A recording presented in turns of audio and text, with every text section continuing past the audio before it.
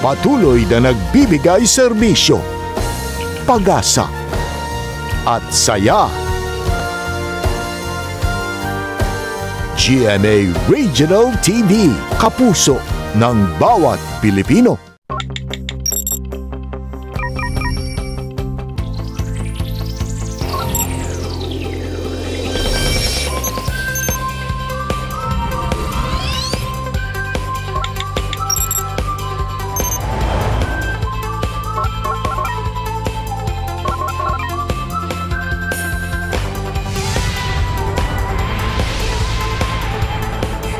Kini ang GMA Regional TV Live. Mayong buntag ka natong tanan, labi na sa mga lolo, lola, mama, papa, ate, kuya, ug mga chikiting nga nagtanaw karon sa GMA Regional TV Live. Ngayon makita Lunes hangtod sa Biyernes gikan sa alas 8 sa buntag. Nang hinaot kami nga di gidato kalimtan magampo ug magpasalamat nining bag-ong adlaw nga gihatag ka natong tanan. Good morning. Kapusong Cecil, pila ng kaadlaw, Pasko na. Yes, sakto ko na next. Good morning kanimo din ha. And advance Merry Christmas kanimo next. And advance Merry Christmas sa ato ang mga kapuso dinhi sa Central ug Eastern Visayas nga nag-atang gayud sa ato ang morning program. And of course, di usab na mo kalimtan ang pagpasalamat kaninyo mga kapuso gumikan sa padayon niyong pagsunod sa ato ang programa matag weekdays. And samtang nagsingabot ang Pasko, nang hinaot kami nga inyong suportahan ang ato ang Daigon on Air. Busa atensyon diha sa mga choir, sa mga grupo o kaha sa gustong mag-solo o duet nga hilig manganta, apil na kamon ini. Isang puso, ikaw at ako, magkakasama tayo. Gamit ang official GMA Christmas Station ID ang isang puso ngayong Pasko, kini inyong nadungog karon courtesy of Nitoy. Pag-record lang mo mga kapuso sa inyong kanta, ipadala sa amua sa kahigayunan nga makita mo sa telebisyon o syempre tsansa na ninyo ni nga mo connect sa inyong mga mahal sa kinabuhi. Sama na lang partner, nining gibuhat ni Medyo Sharky, taga-Dakbayan sa Sugbo. Let's watch this.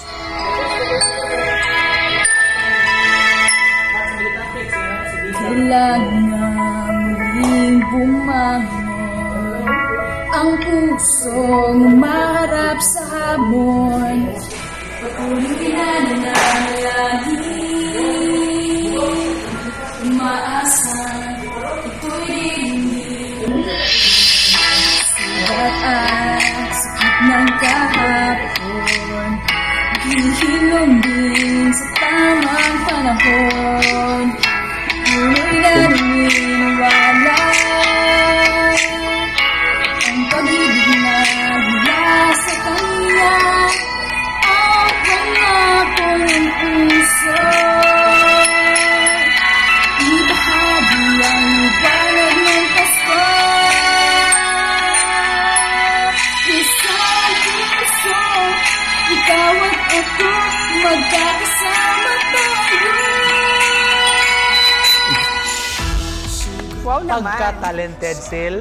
Speechless ko din. Nahutdan ko og words. Unsa jud ako ang ikaingon ato. Usa ra jud unbelievable. Murag magpanguyawan si Julian ato. Ana, angay lang. Busa mga kapuso, sugdan na nato ang ato ang morning dinhi sa GMA Regional TV Live. Kaya ato ang mahinabi ang bago natong kapuso artist nga si El Villanueva ug ato pa siyang ilailahon karong taon-taon. Ug ato usab mahinabi ang usa sa mga opisyal sa Dakbayan sa Sugbo nga maghatag kanato katin-awan kung angayan na ba nga makapamasada ang mga public utility jeepneys taliwa ning pandemya. Samtang ato sa mahinabi karong taon-taon kini usa ka handicraft bamboo artist ug atong sayran kung giunsa niya pagporma ug nagkalain-laing matang sa mga mananap gamit ang bamboo. Karon ato nang sugdan ang biz talk ni partner Cecil kauban si Kapuso El Villanueva.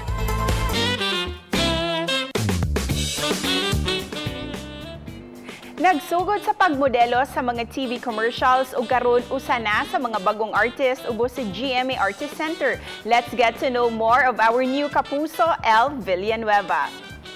Maayong buntag, El, and welcome dito to GMA Regional TV Live. Maayong buntag po sa inyong lahat at sa lahat po ng nonood. Sana po safe kayong lahat. And Salamat po sa pag-invite sa akin dito sa show na to, GMA Regional TV ng Cebu. Salamat po talaga. And salamat din, El, na kasama ka namin ngayong umaga. Kumusta ka na? What have you been up to these days? I'm currently relax lang ako ngayon, and these past few days, I've been busy with workshop and mga audition, and then spending time more with my family. Congratulations, El, ha? At kasali ka na, isa ka ng certified kapuso. We'd love to get to know more about you, El. Can you share with us any 3 interesting things about you? Okay, so number 1, I started as a commercial model. And then, yung pangalawa, siguro I graduated tourism. And then third, meron na akong teleserye. Natanggap na ako sa isang teleserye, and I hope sana ma-announce ko kung ano yun, kung anong show yun. Pero hindi pa pwede. Abangan nyo na lang po. Ayan, naabangan talaga namin yan. Pero pag-usapan muna natin yung love mo for traveling. May mga favorite cities ka ba or countries na napuntahan mo? Actually, I've been to Cebu, sa Kawasan Falls. That's my favorite spot there. Kasi sobrang adventurous ko na tao. I love yung I am very thrill seeker. And sana nga makabalik ka dito sa Cebu kasi marami ka pang dapat makita dito sa Cebu. Sana soon. And ngayon, El, throwback muna tayo kasi we'd like to know how you started your career as a commercial model. Ano yung mga important lessons or yung mga experiences na nagain mo from doing these ads? Siguro kasi I started talaga as in from the bottom, yung pagiging extra sa isang commercial. So siguro natutunan ko doon is patience, and also yung pagmamahal mo sa kung anong ginagawa mo. Kasi yun talaga yung importante sa job mo. Dapat gusto mo yung ginagawa mo para tumagal ka. And talking about working with the different artists dito sa GMA Network, may mga kapuso crushes ka ba na gusto mong makaparehas? And ano din yung mga projects and roles na you see yourself doing in the future? Hindi pa naman po siya crush, pero I really admire his craft. Si Ken Chan po, napakagaling po niyang artista, ang galing po niya mag-acting, and sana po magkaroon ng chance na ma-pair up kami or makatrabaho ko man lang siya. And this time, kasi El, you have so much under your belt already. Kakaumpisa mo pa nga lang dito sa GMA Network, but you've accomplished so much already. What message do you want to give to young people like you who are also struggling pero determined to reach their goals? Keep on going and believe in yourself, believe in your craft. Maniwala ka lang, huwag kang magpapatalo sa iba. And dapat wala kang natatapakang ibang tao habang papunta ka sa dream mo. Maraming salamat, El, for joining us this morning. Thank you so much din po. Maraming salamat po sa lahat, and have a great day, everyone. Have a great day, El. Dagang salamat. And that was El Villanueva, mga kapuso. Usa sa mga bagong kapuso nga angay ninyong atngan dinhi sa GMA Network. Ug daghan paminggi andam para ninyo mga suki na mo sa kabuntagon kana sa pagbalik lang dinhi sa GMA Regional TV Live. Kini ang GMA Regional TV Live.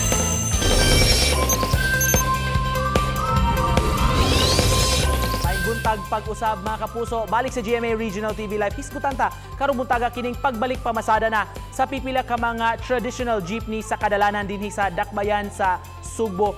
Kumustahon ta ang one-stop shop nga gimuntar sa Cebu City Government alang niining mga drivers ug mga operators. Unsa pay sunod nga plano niining pagbalik na gyud nila og pamasahero. Makauban nato karong buntaga, mga kapuso, Chairman sa Jeepney Task Force sa Dakbayan sa Sugbo, Councilor James Anthony Cuenco. Good morning, Cons.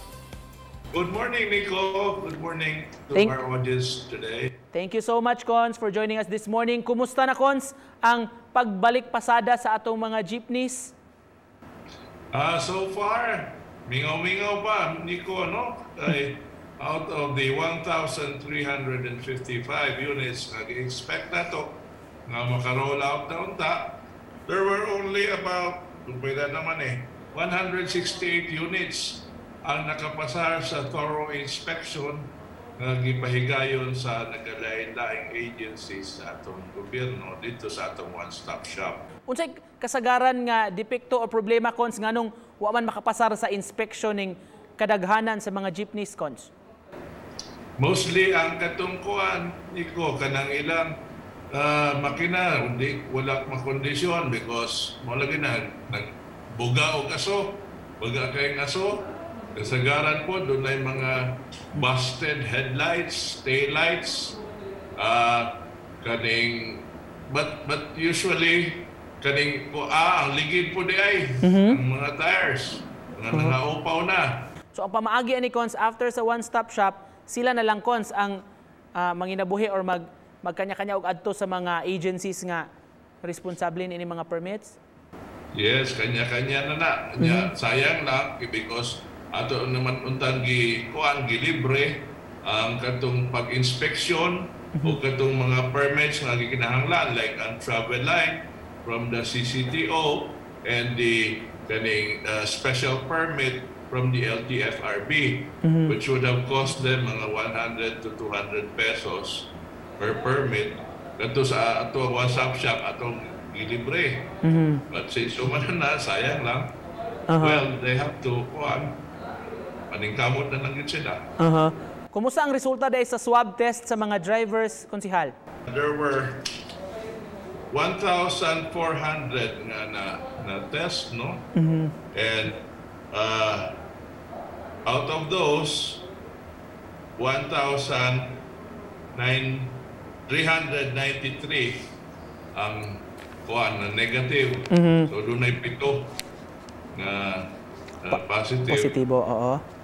Which ato nang ipa-extract sa EOC o i-isolate na sila. In total, naka-issue kita o kay ang final stage ng kudane niko is the issuance of the balik pasada ID. But that means kung ang driver na nakaagi na siya sa tanang proseso.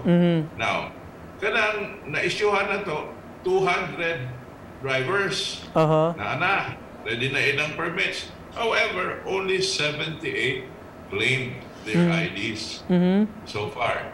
Probably this week, ilan na ng kuanon at imanon. Cons, ang kaning mahitabo pagbalik pasada sa mga traditional jeepneys, Cons, doon ay mga ruta nga mubiyahe sila, napoy existing nga ruta karon sa mga buses. Unsay mahitabo ani sa uban, Cons, kaning mayon nga wa pa ginagdagan nga ruta? Well, kanang mga wa pa gyud magdagan ang meaning ana good kay kuan less ang demand. Less ang demand, no? But bisag kanang kuan routes nga naapoy mga buses, makit-an man pud nato nga kuwang man gud gihapon kay daghan kay mag-atang sa mga bus stops and jeepney stops, mag-crowd man gani. So what we aim to do really is to decongest ang kanang crowding sa mga stops. Naghisgot naman jud kag mga stops kon sa bus stops or jeepney stops. Unsay directive ninyo sa mga drivers? Pwede ba ni muhunong anywhere cons munaog ang pasahero mo sakay bisan asa or sa mga stops ra gyud dapat? Hindi gud pwede sa mga stops yun dapat. Mao bugani naki-coordinate ta sa kuan, no, sa city police para ma-augment nila ang ilang kuan personnel. Magbantay gyud kailangan diha ra gyud sa mga jeepney stops because what we want to avoid is to add more traffic to the city streets. So if doon ay masakpan nga kuan, nihunong bisag asa lang, embargohon tong iyang ID. Ito yung balik pasada ID. So di na siya nakabalik o pasada unless iyang bayaran katong iyang pending fines. You know, actually kining mga fines sa mga drivers atong gipang write off. Back to zero ba? Di para matagaan silang chance. Kaya doon na yung bandag, korap na ramagod kayo mga kwan, penalties for the years. But then, on condition na mutuman yun sila, mag-behave yun sila. Konsihal, doon na po'y request ang ubang mga jeepneys, labi na ning kaning sa atong mga tupad nga mga cities, Mandaue, Talisay, nga makasud diri sa Cebu City. Unsa may plano na to ani, Cons? Well, nagsabot namin ni Mayor Labella, no? And we both agreed nga tagaan sa natuog time ang atong kaugalingong jeepneys diri sa syudad sa Subo to get familiar with the new system. Ato sa praktiso sa atong kaugalingon before nato tugtan ang uban nga makasod. And for that, nangaytag 2-week period. Observation sa mga pasahero dai cons unsaon kuno pag pliti cons mo pliti kang daan kay as much as possible gi-discourage nato ng tunol-tunol. Correct. Pliti ka daan. Pagsakay nimo bayad ka daan. You have to give the exact amount. Kay 9 pesos man ang kuan ang first 4 kilometers bayad ka daan og 9 pesos na may drop box dito wa nay tunol-tunol. Alright, cons mensahe nimo sa mga nagtan-aw nato ron, mga sumasakay, mga drivers, mga operators, mahitungod gyapon ang pagbalik pasada sa mga traditional jeepneys. Thank you, Nico. Thank you to our audience today. Sa mga operators, sa mga drivers, salamat sa inyong cooperation. Last week nga nag-operate nagbalik pasada program, nakita nato nga mayo ang pagpatuman ninyo sa atong mga lagda. And hopefully mo continue kani. And I urge the others katong wa pa magpa-rehistro, wala pa mo apel, tanawan ninyo ang dagan karon murag hapstayman. So basi ganahan mo join. You're never too late. You can still come in. No, we welcome you. Palihog, because this will also help sa atong mga riding public na para ma-ease ang ilang burden sa paghuwat. Alright, with that, we'd like to thank you also for your time. Salamat kay sa pag-uban ka namo, Councilor James Anthony Cuenco. So, thank you, Cons. Thank you. Have a good day. Bye-bye. Balik pa mi mga kapuso, tutok lang. Kini ang GMA Regional TV Live.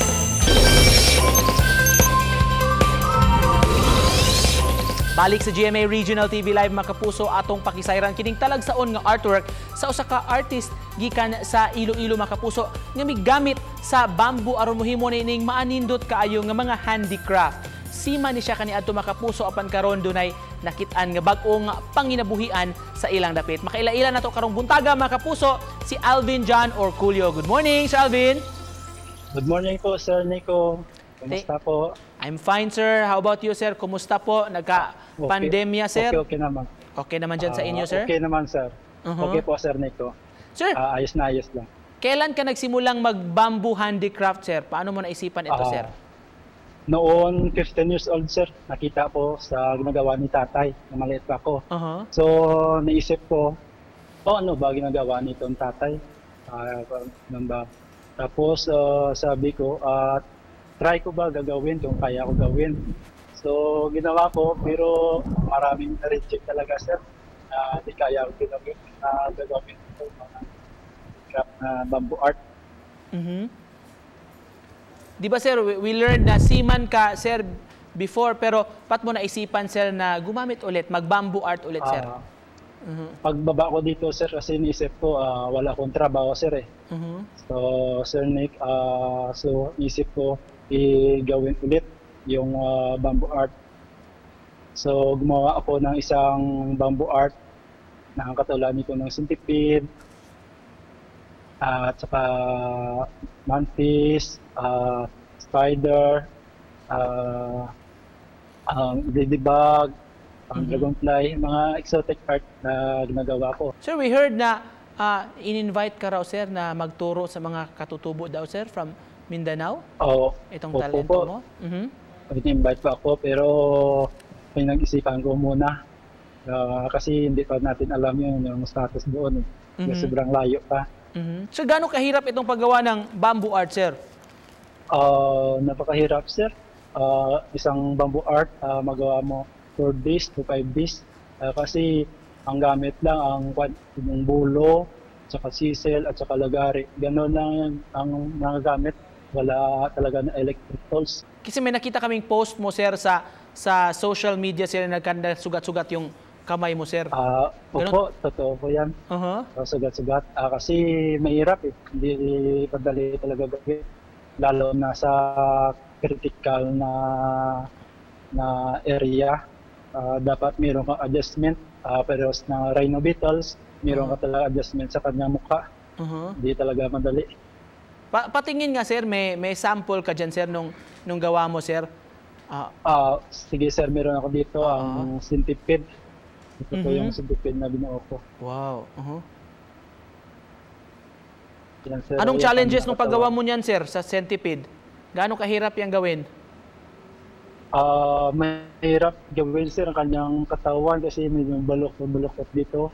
6 days to 7 days dito ko nabuo. Basically, ba't mga insects yung mga, of course, centipede, mga bugs? Centipede. Yan gusto ko sir para maging unique na product siya sir. Parang iba-iba sa lahat na ginagawa natin. Mag-isa ka lang gumagawa niyan sir o may mga kasama ka sir? Mag-isa lang sir. Mag-isa lang sir. Yung ginagawa ko, na-apply ko tapos pinupost sa YouTube. Finally, Sir Alvin, baka may gusto kang sabihin, sir, mensahe sa mga nanonood sa atin ngayon, sir. Siguro gusto nilang ma-check out din yung mga gawa mo rin, sir. Sana po, bistahin niyo po aking YouTube channel, Exotic Artwork.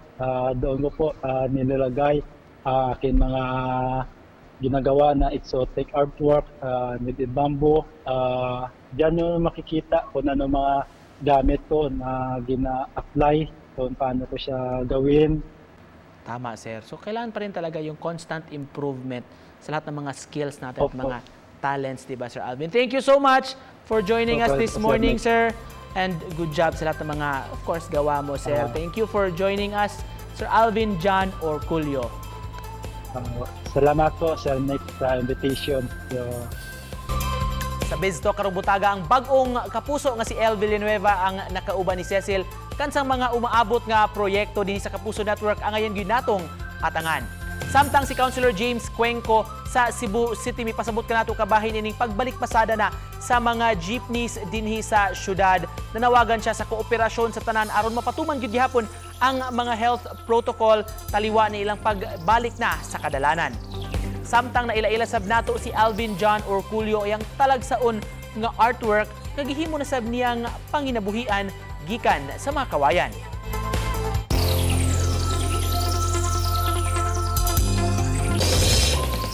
Saludo tas determinasyon ni Alvin John Sil bisag lisod gyud ang gibuhat to dili lalim pero ipadayon gyud niya.